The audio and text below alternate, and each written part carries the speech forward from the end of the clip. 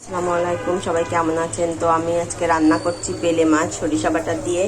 তো মাছগুলো আগে ভেজে নিয়েছি, পটলগুলো সেই তেলেই ভেজে নিয়েছি, আর আলুগুলো সেই তেলে ভেজে নিয়ে আমি একটু জিরা ফোড়ন দিয়ে দিয়েছি। আর আমার এটা রান্না করার জন্য লাগছে পেঁয়াজ থেতো করে নিয়েছি, আর জিরা আর সরিষা কাঁচা লঙ্কা একসাথে বেটে নিয়েছি। এবার আমি রান্নাটা শুরু করব। তো আলুগুলো ভাজার পরে পুরো পেঁয়াজটাই আমি দিয়ে দিব। দেখুন, পেঁয়াজটা ভাজা হতে হতে আমি একটু নুন আর হলুদ দিয়ে দিলাম, দিয়ে এবার আমি আলুর সাথে মিলিয়ে নিব।